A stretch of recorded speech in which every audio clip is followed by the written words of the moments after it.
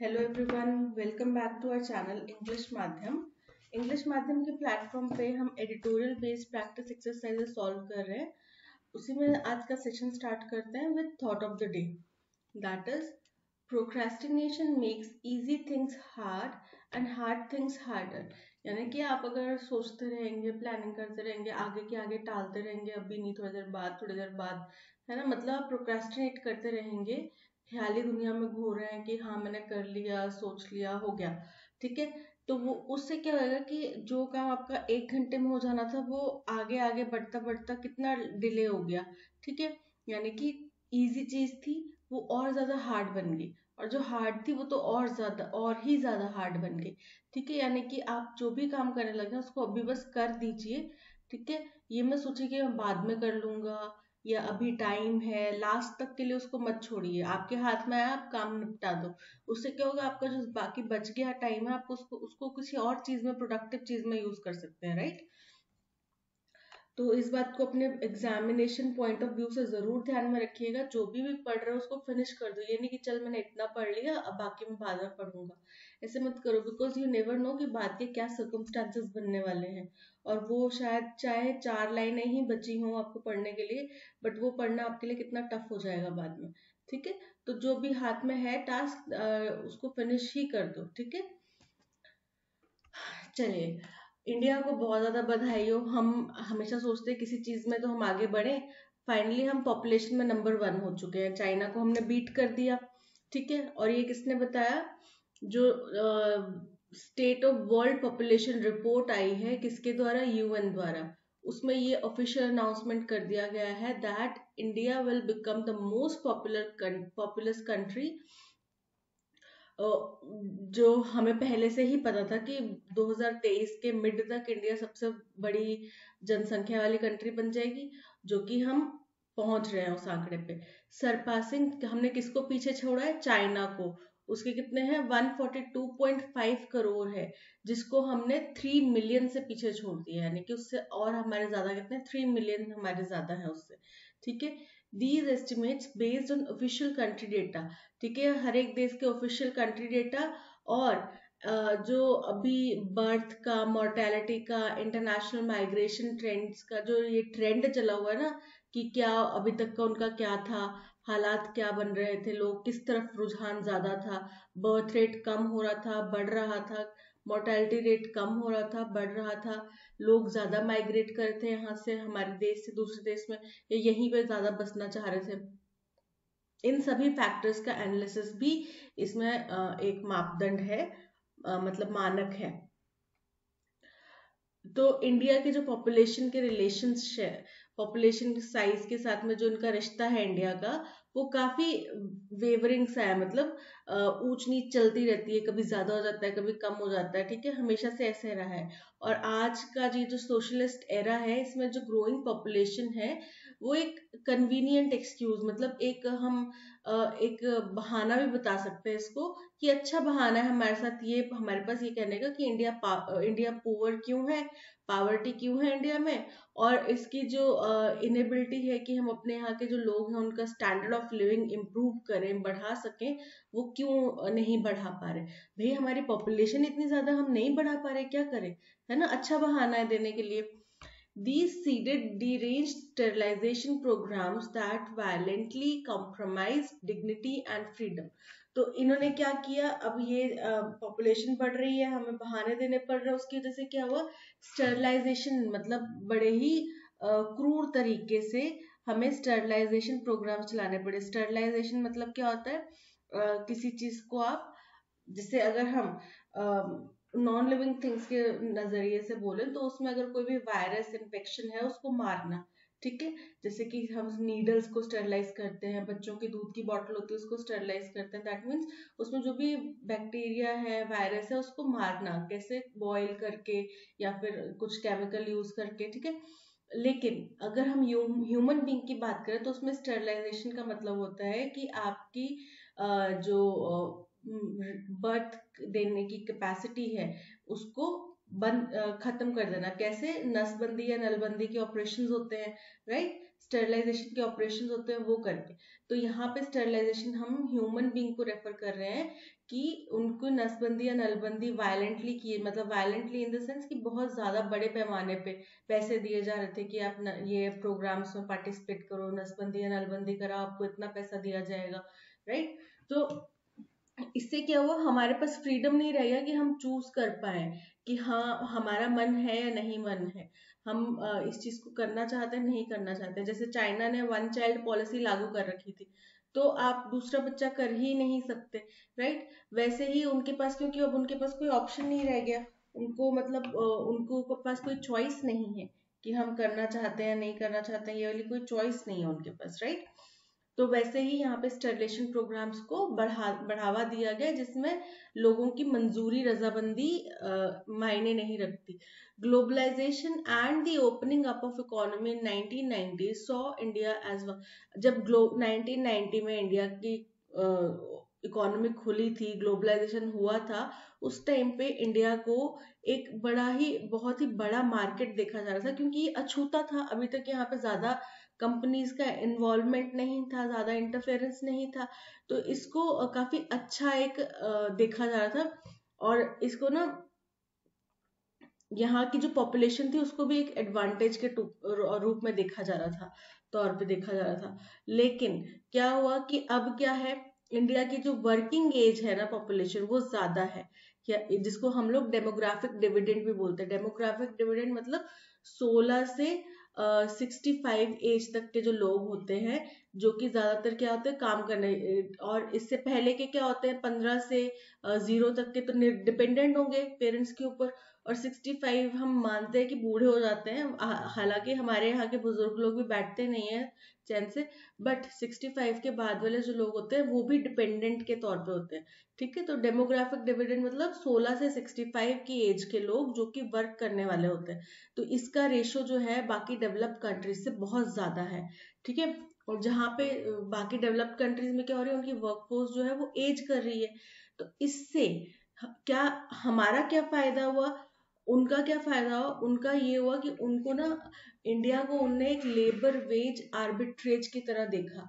Labour veg arbitrage का मतलब होता है कि सपोज करो एक यूएस कंट्री है, इंडिया कंट्री है, यूएस में भी आपको मतलब आप सपोज करो मैं कोई अलग ही देश हूँ, सपोज करो मैं रशिया हूँ, ठीक है। मेरे को अब अपनी एक कंपनी स्टार्ट करी है, मुझे कुछ अपना काम जो है वो आउटसोर्स करना है, ठीक है। अब मैं यूएस के रेट देख रही हूँ, अगर मैं यूएस के रेट देख रही हूँ तो वहां पे आप मान लो 50,000 रुपीज के तौर पे, ठीक है, 50,000 रुपीज जो है वो स्टार्टिंग सैलरी दी जा रही है। लेकिन इंडिया में वही जो स्टार्टिंग सैलरी है, अगर मैं किसी को 10,000 दूं उसी काम के पर मंथ, तो वो हंस के वो काम करने को तैयार है।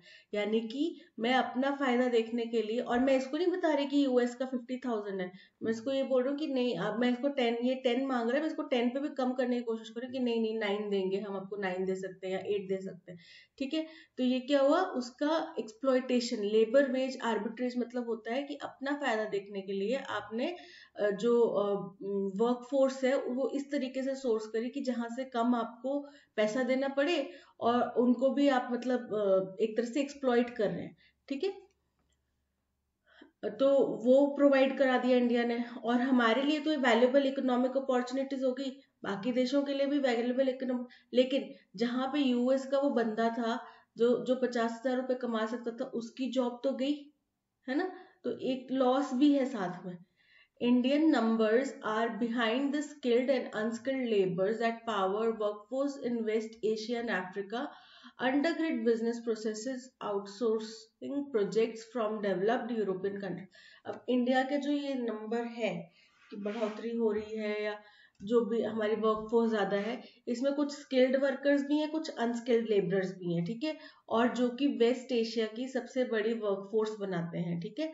और कहाँ कहाँ की, अफ्रीका की, और कुछ undergrad business process outsourcing projects हैं, उनमें भी काफी बड़ा हाथ, यूरोपियन कंट्रीज की, उनमें भी काफी बड़ा हाथ कहाँ किनका है, इंडियन वर्कफोर्स का है, ठीक है। और यूनाइटेड स्टेट्स के लिए भी ये, इससे क्या पता चला कि हमारी वर्कफोर्स काम कर रही है।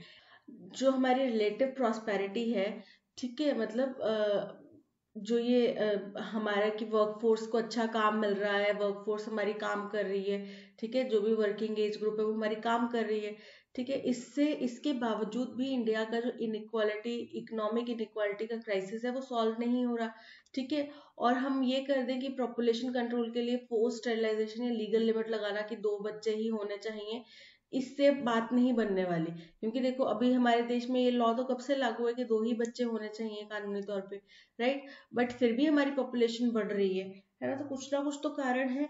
तो हम ये कह दें कि हम लोगों की नसबंदी नलबंदी कर रहे हैं, या फिर हमने 2 चाइल्ड पॉलिसी लागू कर रखी है तो भी हमारा पॉपुलेशन कंट्रोल हो जाएगा, वो एक मिथ है, ऐसा नहीं हो रहा, ठीक है।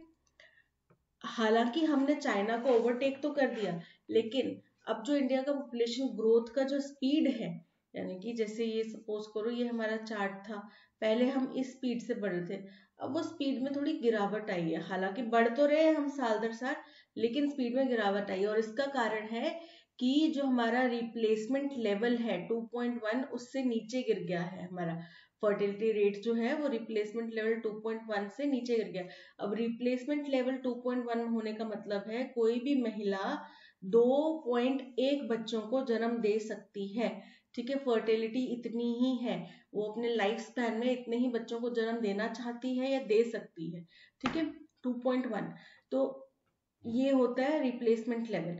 अब हमारा इससे भी नीचे गिर गया है, आपको पता है वर्कफोर्स ज्यादातर महिलाएं कामकाजी हैं, वो सिंगल चाइल्ड ही अफोर्ड करना चाहती हैं या फिर उसी की देखभाल करना चाहती हैं, उससे ज्यादा नहीं करना चाहती, राइट। तो हमारा जो national family health survey report आई थी 2021 में, उसमें ये बताया गया कि टोटल फर्टिलिटी रेट जो है पहली दफा गिरा है रिप्लेसमेंट लेवल 2.1 से नीचे, ओके, यानी कि अब महिलाएं 2 बच्चे से कम ही बच्चे करना चाहती हैं, ओके।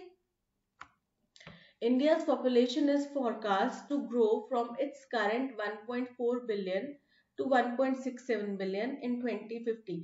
अभी हमारी कितनी है, 1.4 बिलियन है, 2050 तक ये 1.67 बिलियन होने के अनुमान है, ठीक है। और उसके बाद में हम लोग 2021 मतलब 2100 यानी कि 21,000 तक, 2100 तक हम लोग सेटल कर जाएंगे, यानी कि हमारी पेस कितनी हो जाएगी, 1.53 बिलियन पे हम लोग एक तरह से थम जाएंगे। और जो हमारा हाईएस्ट पीक आएगा वो 2064 तक आएगा 1.7 बिलियन का, ठीक है, यानी कि 2050 में 1.67, ठीक है, उसके बाद 2064 में 1.7 मिलियन, और उसके बाद 2100 में 1.53 बिलियन, इस पे हम सेटल कर जाएंगे। ये किसका अनुमान है, यूएन रिपोर्ट्स का अनुमान है, उनका अंदाजा है। The pendulum of opinion regarding population has swung from disadvantage to advantage. अब पेंडुलम ऑफ ओपिनियन मतलब कि जो पहले हमारा मानना था कि ये चीज अच्छी नहीं है, अब हमारा ओपिनियन उससे उल्टा हो गया है, यानी कि अब हम मानते हैं कि ये चीज अच्छी है, ठीक है, अब हम मानते हैं कि ये चीज हमारे लिए फायदेमंद है, ठीक है। तो वो पेंडुलम ऑफ ओपिनियन जो है वो चेंज हो गया है, कैसे चेंज हुआ है कि पहले हम ज्यादा पॉपुलेशन को डिसएडवांटेज मानते थे, लेकिन अब हम एडवांटेज मान रहे हैं। क्यों? क्योंकि हमने देखा कि वर्कफोर्स हमारी ज्यादा है, उसको ज्यादा काम मिल रहा है, दूसरे देश भी हमारी तरफ देख रहे हैं कि इनको काम दिया जाए, ठीक। Did not account for earlier population debate did not account for climate crisis and the fact that many migrants after years of skilled unskilled labor abroad were becoming permanent immigration। तो पहले इसके लिए पहले हम पॉपुलेशन डिबेट अगर करते थे तो उसमें क्लाइमेट क्राइसिस का कोई जिक्र नहीं होता था, लेकिन अब और दूसरी चीज क्या है कि कई सारे जो इंडिया से स्किल्ड या अनस्किल्ड लोग बाहर जा रहे हैं, माइग्रेट कर रहे हैं काम करने के पर्पज से, वो ज्यादातर प्रेफर करते हैं कि वहीं सेटल हो जाए, ठीक है, वो इंडिया की जो नेशनैलिटी वो अपने आप ही छोड़ दे रहे हैं, ठीक है। और इसका रिकॉर्ड क्या बताता है, 16 lakh Indians have renounce citizenship. Renounce citizenship मतलब अपनी जो इंडिया की सिटीजनशिप है वो त्याग दी, कब से लेकर 2011 से लेकर अब तक का।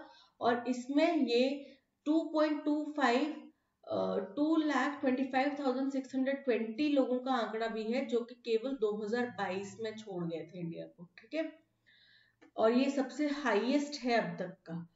और ये किसकी रिपोर्ट में कहा गया? External affair minister told parliament in February. ठीक है, उन्होंने कहा ये फरवरी में। तो जो इकोनॉमिक अपॉर्चुनिटी है, more than national pride, shapes the working population's aspiration, and in its absence a naturally decelerating population will be of limited advantage। ठीक है, मतलब कि हमारे जो लोग हैं, हमारे लोग नहीं है, हर एक देश की यही कहानी है, सब लोग अपना ज्यादा से ज्यादा इनकम चाहते हैं, पैसा कमाना चाहते हैं, ठीक है, अच्छी अपॉर्चुनिटीज देखना चाहते हैं। हम लोग ये नहीं सोचना चाहते कि हमारे देश को नुकसान होगा, फायदा होगा, राइट।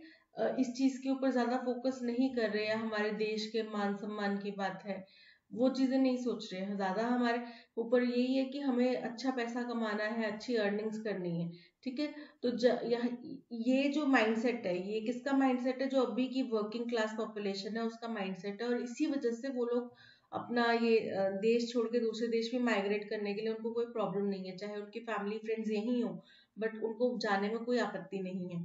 और इसकी वजह से अगर हम नेचुरली पॉपुलेशन को डिसलरेट करना चाहें, कम करना चाहें, तो उसके एडवांटेजेस बहुत कम होंगे।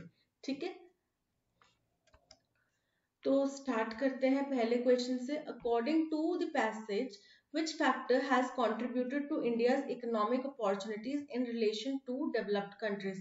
डेवलप्ड कंट्रीज के कंपैरिजन में इंडिया के पास क्या इकोनॉमिक अपॉर्चुनिटी है?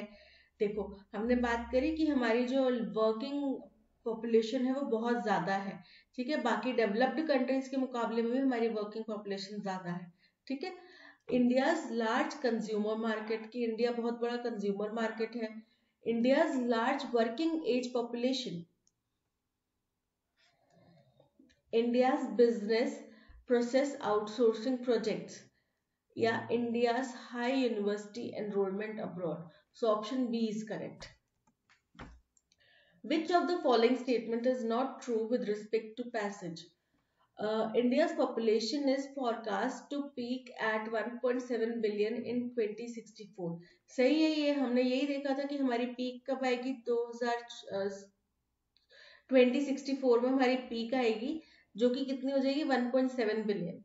The climate crisis was factored into earlier population debates. हमने जबकि ये पढ़ा कि पहले कभी भी क्लाइमेट क्राइसिस को ये पॉपुलेशन डिबेट्स में नहीं लाया जाता था, लेकिन अब लाया जा रहा है। ठीक है, तो ये स्टेटमेंट जो है इनकरेक्ट है, नॉट ट्रू है। Economic, this is correct, this is incorrect.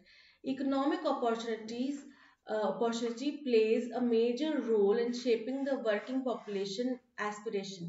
बिल्कुल सही है कि हमारा माइंडसेट क्या है कि हमारे को इकोनॉमिक अपॉर्चुनिटी कहाँ मिलेगी अच्छी, यही माइंडसेट है हमारा, हम यही देखना चाहते हैं। तो ये स्टेटमेंट भी करेक्ट है, तो केवल और केवल 2 इनकरेक्ट है, which is 2 only. Option B is correct.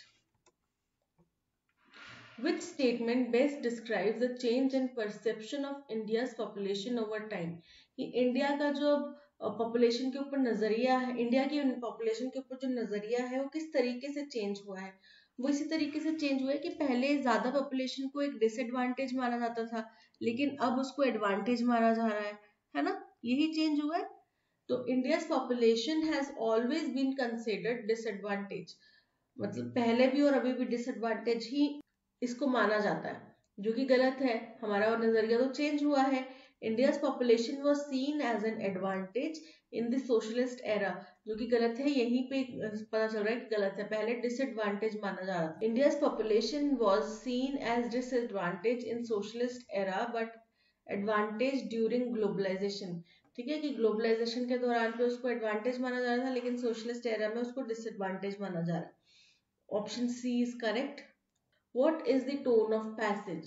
अब देखो, इसमें उनने सीधे सीधे पूरा एनालिसिस बताया है कि कब क्या होगी, कितनी पॉपुलेशन होगी, पहले कितनी थी, हम कितना बढ़ रहे हैं, इसका फायदा क्या है, नुकसान क्या है। ठीक है, यानी कि जो टोन है वो एनालिटिक टोन है। Option C is correct.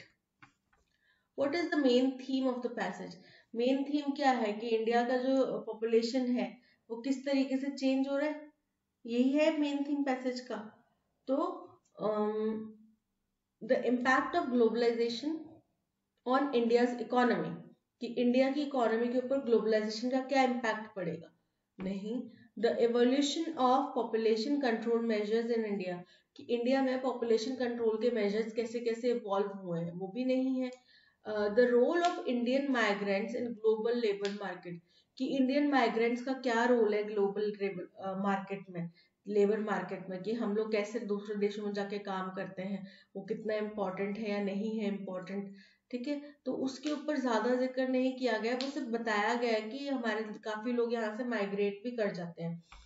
India's changing perspective on its population size and its implications, India का नजरिया कैसे चेंज हुआ है अपने पॉपुलेशन साइज को लेकर, और उसके आगे क्या संभावना है, क्या पॉसिबल आउटकम हो सकते हैं, या क्या अच्छा निकल कर आ सकता है इससे, ठीक है। उसके ऊपर उनके पर्सपेक्टिव कैसे चेंज हुए हैं, उसके ऊपर ये सारा पैसेज है। So option D is correct.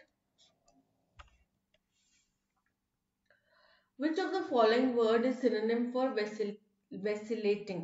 Vacillating का मतलब होता है wavering, यानी कि काफी अपने विचार से इधर उधर हो जाना, ठीक है, अपनी जगह से, अपने विचार से, यानी कि आपका ओपिनियन है, आप कहते हैं कि डार्विन की थ्योरी सही नहीं है, ठीक है, लेकिन आपको किसी ने, आपने किसी बड़े फेमस व्यक्ति का भाषण सुना, उन्होंने बोला कि डार्विन की थ्योरी सही है, फिर आप मानने लग गए। फिर किसी दूसरे व्यक्ति ने आपको तर्क दे के समझाया, आप फिर बोलते कि नहीं नहीं सही नहीं है, ठीक है। तो आपका क्या है, ओपिनियन स्टेबल नहीं है, काफी वेवरिंग है, काफी आपका अनस्टेबल ओपिनियन है। सो ए है अनस्टेबल। अनस्टेबल का मतलब होता है वेवरिंग, जो चीज स्टेबल नहीं है। परसिस्टेंट, यानी कि कोई चीज लगातार एक ही तौर पे हुए जा रही है, ठीक है, ये कांस्टेंट जिसको बोलते हैं, तो वो भी नहीं है। कंसिस्टेंट, वो भी मतलब कि लगातार एक जैसी ही कोई चीज हुए जा रही है। अनवेवरिंग, अनवेवरिंग, वेवरिंग का ऑपोजिट होता है अनवेवरिंग, तो यहाँ पे option A unstable is correct. Arbitrage, arbitrage मैंने आपको बताया था कि अपने फायदे के लिए कुछ चीज का इस्तेमाल करना, ठीक है। तो यानी कि एक तरह से अपने फायदे के लिए कर रहे हैं, तो दूसरे का शोषण भी हो सकता है उसमें, नहीं भी हो सकता, हो भी सकता है, ठीक है। तो यहाँ पे ऑप्शन ए में आ रहा है एक्सप्लॉयटेशन, जो कि होता है दूसरे का शोषण करना अपने फायदे के लिए। कोऑपरेशन, यानी कि दोनों पार्टीज में आपसी सहमति से कुछ काम हो रहा है। कोलैबोरेशन, यानी कि दोनों ने मिलके एक साथ काम करने का मन बनाया है।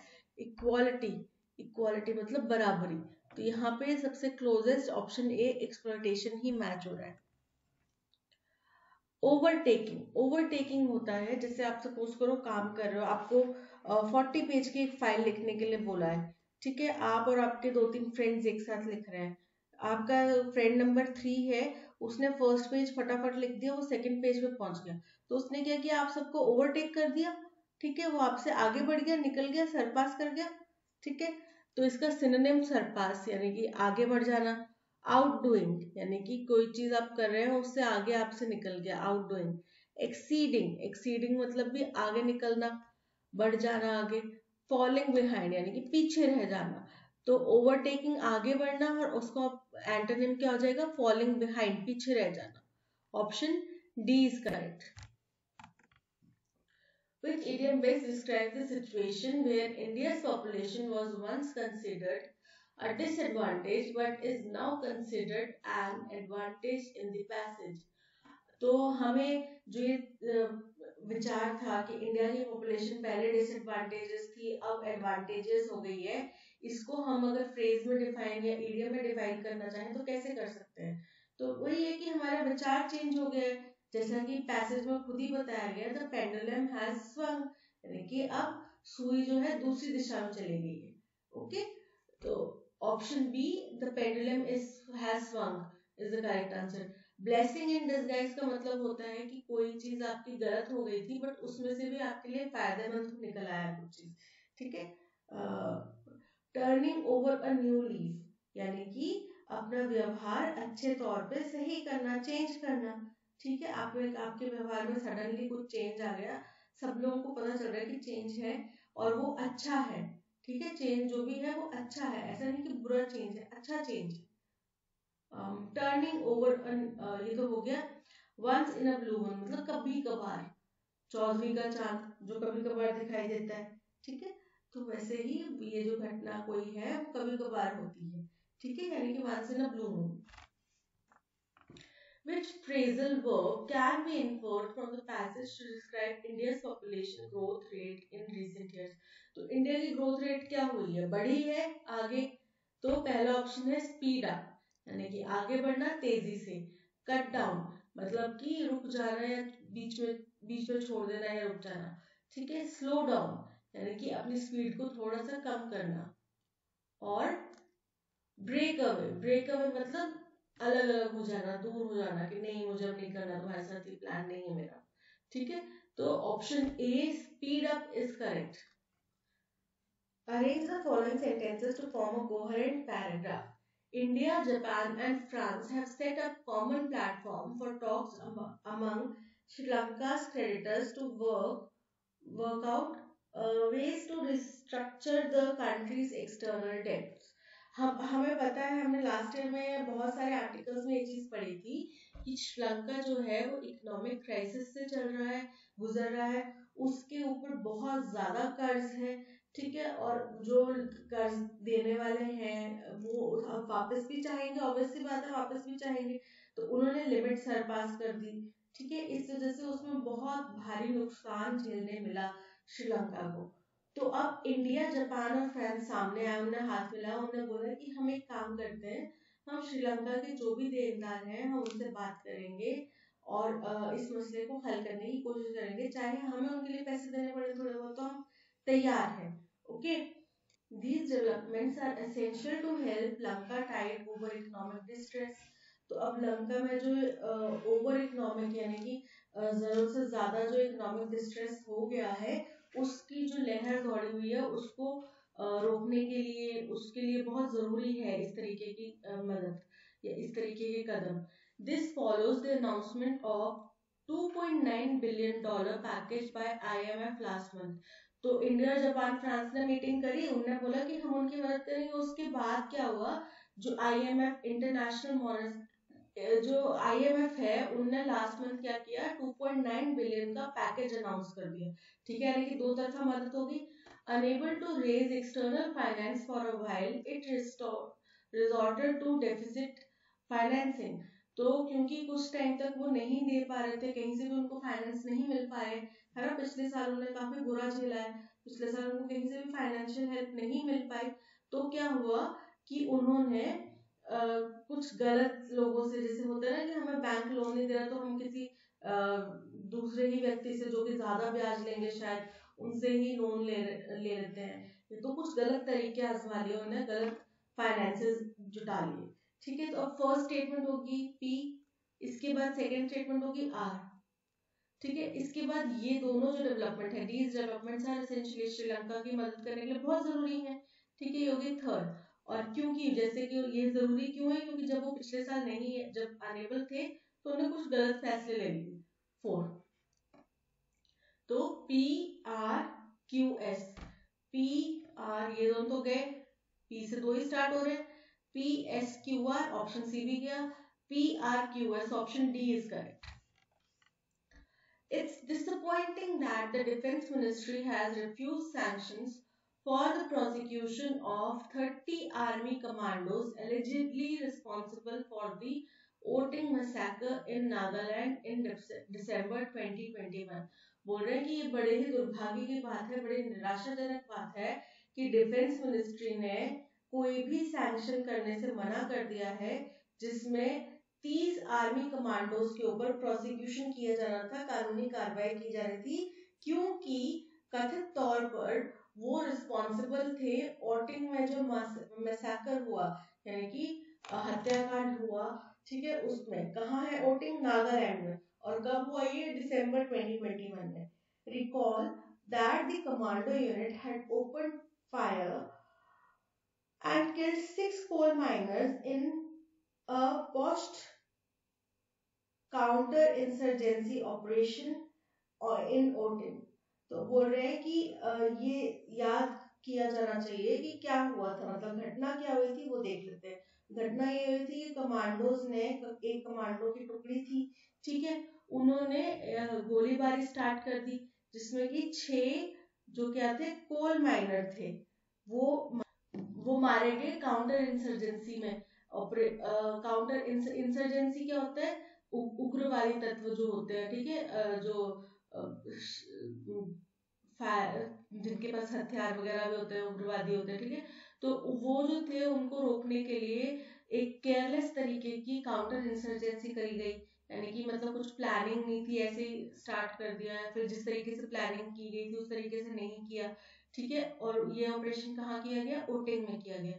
Another 7 civilians were killed in subsequent clashes with security forces। अब हो सकता है कि इससे लोगों ने गुस्सा होके धरने दिए हों, आंदोलन किए हों, क्लैश हो गया हो, ठीक है, तो उसमें 7 और सिविलियन लोगों की मौत हो गई, ठीक है, और ये क्यों हुआ, क्योंकि उनका क्लैश हो गया सिक्योरिटी फोर्सेस के साथ में। The episode highlighted precisely why AFSPA is seen as draconian law। अभी हमने कल पर 2-3 दिन पहले भी हमने पढ़ा था AFSPA के बारे में, कि इसको ड्रेकोनियन लॉ माना जाता है और नॉर्थ ईस्टर्न स्टेट्स में से हटाने की मांग की जा रही है, ठीक है, तो ये जो हादसे हुए ये बताते हैं कि क्यों इनको ड्रेकोनियन लॉ बोला जाता है, और इसको इसके इसके तहत जो सिक्योरिटी पर्सनल है, चाहे आर्मी, नेवी, एयरफोर्स, या फिर जो भी वहां पे सिक्योरिटी फोर्सेस हैं, उनको स्वीपिंग पावर मिल जाती है, कि आप किसी को भी मार सकते हैं, इसकी पावर मिल जाती है, ठीक है। तो पहला देखो स्टेटमेंट आ जाएगा पी, क्योंकि वो ओपनिंग स्टेटमेंट है कि क्या, ये बड़ी निराशाजनक बात है कि क्या हुआ कि उन्होंने प्रोसिक्यूशन के लिए मंजूरी देने से मना कर दिया। उसके बाद इंसिडेंट बताया कि क्या इंसिडेंट हुआ था, ठीक है।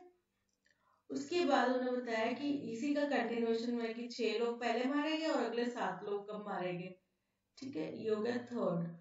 और फोर्थ आ गया द एपिसोड्स की, इन इन बातों ने किस चीज की तरफ इशारा किया, तो जो सीक्वेंस है उसी में चला है, PQRS, PQSR, PQRS, option A is correct. Between 2011 and 2022, light pollution grew by roughly 9.6% a year। यानी कि 2011 से लेके 2022 तक 10 सालों में जो हमारा लाइट पोल्यूशन है, लाइट से होने वाला जो भी पोल्यूशन है, वो 9.6% हर साल बढ़ता जा रहा है, ठीक है। Artificial light is all around us. जो आर्टिफिशियल लाइट है वो हर तरफ है, dazzling the and blinding, but we have lost sight of stars। जो कि हमें चकाचौंध कर देती है, अंधा कर देती है ना, एकदम से लाइटें इतनी ज्यादा जगमग हो जाती है कि इतने चकाचौंध देख के हमारी आंखें क्या बोलते हैं, एकदम डिस्टर्ब हो जाती हैं। लेकिन हमें तारे भी दिख, इतना हो गया कि हमें तारे दिखना भी बंद हो गए। पहले याद है बाहर घरों में बाहर या छत पे जाके सोते थे फैमिलीज, और फिर स्टार्स काउंट करते थे, फिर उसमें आकृतियां बनाते थे बिग डिपर की और दूसरे सेलेस्टियल बॉडीज की आकृतियां बनाते थे, राइट। अब वो चीजें आज के जमाने में हम लोग करते हैं, कोई नहीं करता आजकल, है ना। तो क्या है, स्टार्स को हम एक तरह से भूल गए, उनका जो साइट है वो हमने, नजारा है जो हमने वो देखना बंद कर दिया है। Even inside there is no respite from glowing devices। अंदर, घर के अंदर भी हमें कोई इसका हल नहीं मिल रहा, क्योंकि अंदर भी क्या है, ग्लोइंग डिवाइसेस, या तो फोन पकड़े हुए, कोई लैपटॉप पकड़े हुए, कोई टैबलेट पकड़े हुए, है ना, devices, laptops, phones and screens, ठीक है, टीवी हो गया, लैपटॉप हो गया, टैबलेट हो गया, किसी भी तरीके की screen. Street lights, flood lights, headlights are buildings glitter with light. मतलब स्ट्रीट लाइट्स हो गई, फ्लड लाइट्स हो गई, हेडलाइट्स हो गई, हमारी जो भी बिल्डिंग्स हैं वो चकाचौंध रहती हैं लाइटों से, ठीक है। तो पहला देखो स्टेटमेंट क्या आएगा, सबसे पहले आएगा कि आर्टिफिशियल लाइट जो है वो हमारे चारों तरफ है, ये फर्स्ट स्टेटमेंट आ गया। इसके बाद हो जाएगा street light, flood light, headlight, हमारी सारी बिल्डिंग चकाचौंध रहती है, सेकंड हो जाएगा। इसके बाद घर के अंदर भी जो है हमें चैन नहीं है, ये हो गया थर्ड। और फोर्थ स्टेटमेंट हो गया कि 2011 से 2022 के अंदर में इतना डिफरेंस आ गया लाइट पोल्यूशन। तो ये हो गया QSRP, Q ये निगलेक्ट हो गया। क्यू एस, इसमें तो क्यू एस नहीं आ रहा, इसमें भी क्यू पी आ रहा है, ये भी गया। Q S R P, option C is correct.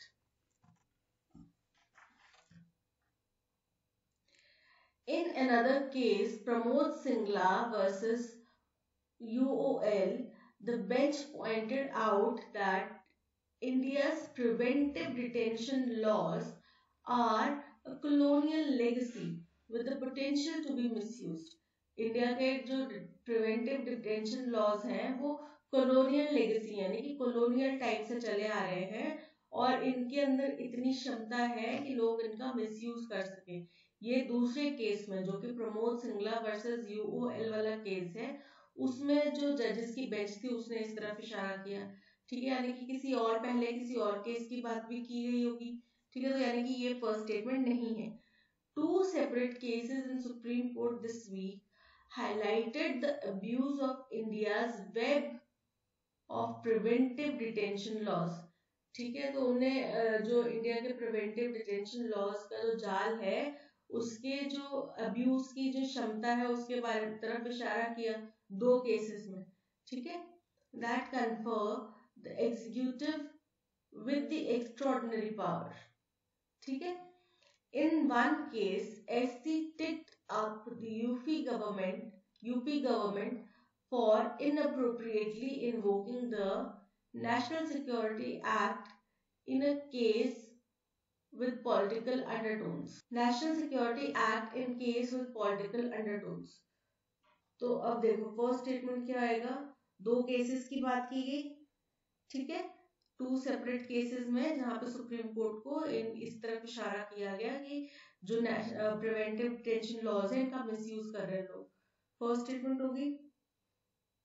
Second statement, पहला केस क्या है, एससी में एससी ने किसके ऊपर टिक किया, यूपी गवर्नमेंट के ऊपर, क्योंकि उनने इनअप्रोप्रिएटली इन्वोक किया था। किस चीज को इन्वोक किया था, ये होगी सेकंड स्टेटमेंट। इन्वोक किया था नेशनल सिक्योरिटी एजेंसी को, ये होगी थर्ड स्टेटमेंट। और फर्स्ट स्टेटमेंट होगी हमारी पी। हमारा स्टेटमेंट बन रहा है QRSP, QRSP, option B is correct. India's rural areas showed a significant BMI disadvantage in 1990s, यानी कि इंडिया के जो रूरल एरियाज हैं, गांव के इलाके हैं, उनमें बॉडी मास इंडेक्स की जो डिसएडवांटेज थी 1990s में बहुत ज्यादा मात्रा में सामने आई। ठीक है, that's the glass half full, और ये क्या है, ये आधी है बात है। ठीक है, यानी कि एक ग्लास है वो आधा भरा है तो आधा खाली भी है। जो तो दूसरा आधा खाली वाली साइड है उसमें क्या बात है, उसमें ये बात है कि children growing up in the cities are not showing the expected growth, कि जो सिटीज में शहरों में जो लोग बच्चे रहते हैं, पल रहे हैं, बढ़ रहे हैं, वो एक्सपेक्टेड तरीके से ग्रो नहीं कर रहे हैं, जितना उनको ग्रो होना चाहिए इस एज के तौर पे उतना ग्रो नहीं कर रहे हैं। But with improvements in sanitation, nutrition and health care, successive cohorts of children and adolescents have narrowed the rural gap. लेकिन जो इम्प्रूवमेंट किया जा रहा है सैनिटाइजेशन में, न्यूट्रिशन में, हेल्थ केयर में, सक्सेसिव में, उससे क्या हुआ कि जो सेम एज ग्रुप के बच्चे जो शहरों के हैं उसी हिसाब से जो गांव के एज ग्रुप के बच्चे हैं या वयस्क हैं, उनने जो गांव और शहरों के बीच में जो लैग था, कि पिछड़ापन था, उसको कम कर दिया है। ठीक है, is it better to grow up in a city और अ विलेज, यानी कि शहर या गांव के मुकाबले में कहाँ रहना ज्यादा अच्छा है। तो ये हमारी ओपनिंग स्टेटमेंट होगी कि कहाँ रहना ज्यादा अच्छा है, फर्स्ट स्टेटमेंट हो गया। सेकेंड हमारा स्टेटमेंट आ जाएगा पी, कि इंडिया के जो रूरल एरियाज हैं वहां पे बीएमआई डिसएडवांटेज सामने आई थी पहले, है ना, 1990s के दौरान में। फिर उसके बाद आएगा आर, लेकिन इम्प्रूवमेंट किए गए सैनिटेशन वगैरह में। ठीक है, उससे क्या हुआ, उससे लैग नैरो हो गया। अब ये हाफ फुल वाली साइड थी, हाफ एम्प्टी वाली साइड क्या है, कि जो बच्चे हैं वो शहरों में इतना एक्सपेक्टेडली ग्रो नहीं करते। ठीक है, फोर, तो SPRQ, एस एस से एक ही स्टेटमेंट स्टार्ट हो रहा है, SPRQ, option D is correct. Thanks to the enormous balance sheets, big tech has historically been a dash industry. यानी कि बड़ी बड़ी बैलेंस शीट्स, बड़े बड़े इनपुट आउटपुट के जरिए क्या हुआ, जो टेक कंपनीज हैं, बिग टेक है, वो हिस्टोरिकली क्या बन गई है, एक इंडस्ट्री किसी तरीके की, किस तरीके की उसकी क्वालिटी बताई गई है, absorbing most of the economic shocks. बड़े बड़े जो टेक्नोलॉजी कंपनीज है, टेक कंपनीज है, आईटी कंपनीज है, उन्हें सबसे ज्यादा जो इकोनॉमिक शॉक है उसको वहन कर लिया। ठीक है, जैसे कि आपके बाइक में सॉकर लगे होते हैं, राइट, तो कोई खड्डा आता है तो वो शॉकर क्या करते हैं, ज्यादातर जो झटका है वो वहन कर लेते हैं, जिससे कि आप बाइक से उछल के गिर नहीं जाते हैं छोटे मोटे गड्ढों के ऊपर, राइट, और आपकी बैकबोन के ऊपर भी ज्यादा असर नहीं पड़ता। It is also considered a bellwether for decisions on corporate spending and hiring। ये एक तरीके से जो शुरुआत भी मानी गई, एक तरीके से बेल वेदर भी माना गया कि जो कॉर्पोरेट स्पेंडिंग और हायरिंग के ऊपर जो कटौती करने का या फिर ज्यादा बढ़ाने का जो डिसीजन होगा उसके लिए। ठीक है, as growth oriented technology industry dash one of its worst contraction. जैसा कि ग्रोथ ओरिएंटेशन टेक्नोलॉजी इंडस्ट्री ने फील किया या महसूस किया या झेला, अपनी तरह का पहला सबसे बुरे तरीके का कॉन्ट्रैक्शन की कमी। ठीक है, किस चीज में कमी, जो इकोनॉमिक ग्रोथ है उसमें, with mass layoffs over span of few months. और इन्होंने क्या किया है, बहुत भारी संख्या में लोगों को नौकरी से निकाल दिया है। मास लेऑफ मतलब मास, बहुत भारी संख्या में लोगों को नौकरी से निकालना। ओके, और ये कुछ ही महीनों के अंदर हुआ है। There is a sense of panic and anxiety. तो अब लोग क्या है, डरे हुए हैं कि अगला नंबर पता नहीं मेरा आ जाएगा, और फिर जिन लोगों को निकाल दिया गया है उनको डर है कि पता नहीं अगली नौकरी कब मिलेगी, कैसे मिलेगी, मुझे तो यही काम आता है, इसके अलावा तो कुछ आता नहीं है, मैं क्या करूंगा या करूंगी। ठीक है, तो पैनिक और एंजाइटी बढ़ा दी लोगों में भी और कंपनीज में भी। The dash is being viewed as an instance of social contagion, companies imitating whether others are what others are doing। यानी कि ये जो ले ऑफ किया गया, लोगों को नौकरी से निकाला गया, अब इसको ऐसा देखा जा रहा है कि अब बाकी कंपनीज जो है वो भी ऐसे ही करेंगी। सोशल कंटेजन मतलब अब ये आगे से आगे हर कंपनी में फैलेगा, और कंपनीज क्या करेंगी, वही करेंगी जो दूसरी कंपनीज कर रही है। ठीक है, इसका क्या होगा, क्रिटिसिज्म किया जाएगा, facing criticism. The tech giants are projecting the staff dash as a course correction following a period। तो अब जो उन्हें स्टाफ रिमूव करा है, कम करा है, हटाया है, उसको वो बोल रहे हैं कि ये कोर्स करेक्शन पीरियड दिया जा रहा है आपको, कि आपकी जो भी कमियां हैं, जैसे कि अब हम बोलते हैं टेक्नोलॉजी है तो आगे से आगे हर दिन चेंज होएगा कुछ ना कुछ, तो हमें अपने आप को अपग्रेड रखना पड़ेगा, राइट। तो वही चेक किया जाता है कि फिर आप अपग्रेडेड है या नहीं है, अगर नहीं है तो आपको थोड़ा टाइम देते हैं, आप पढ़ के दोबारा आइए। Amid predictions of a recession and a severe economic downturn in the West, the belt tightening, it is argued, sends a message to shareholders of putting the brakes on any needless spending। ठीक है, यानी कि अब दुनिया भर में जैसे global मंदी भी आ रही है, तो इससे क्या हुआ कि हम लोगों को अब ये जो एकदम कठोर फैसला है कि हम लोगों को पॉलिसी टाइटनिंग करनी पड़ेगी या फिर फिजूल खर्ची कम करनी पड़ेगी, ये बड़ा ही सही फैसला है, अच्छा फैसला है। ठीक है, लेकिन बड़ा ही दिल में पत्थर रख के लेने वाला फैसला है। Okay, the jury is out on whether the approach is dash और मायोपिक।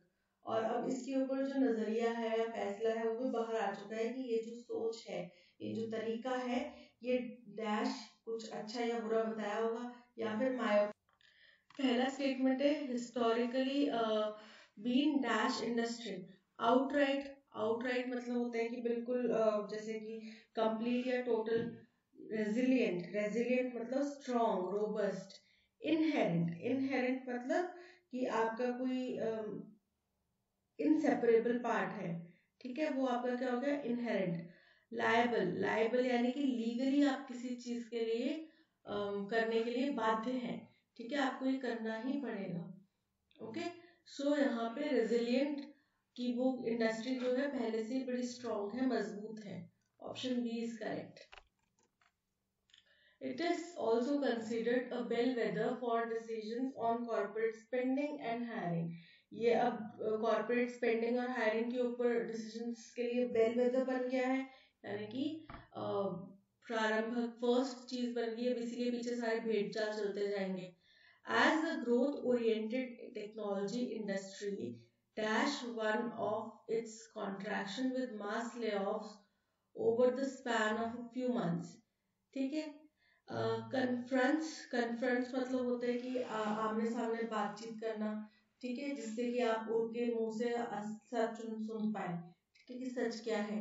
डीफ्लेट, अब आप एक गुब्बारा समझो फूला हुआ है, उसको आपने डीफ्लेट करना है, यानी कि उसको आप छोटा कर रहे हैं, कम कर रहे हैं। ओके, एक्सप्लॉइट मतलब हमने अभी पढ़ा था कि आप अपनी जरूरत के अकॉर्डिंग या अपनी पसंद नापसंद, अपनी मर्जी के अकॉर्डिंग किसी दूसरे व्यक्ति को इस्तेमाल कर रहे हैं, ठीक है, उसको बोलते हैं एक्सप्लॉइट।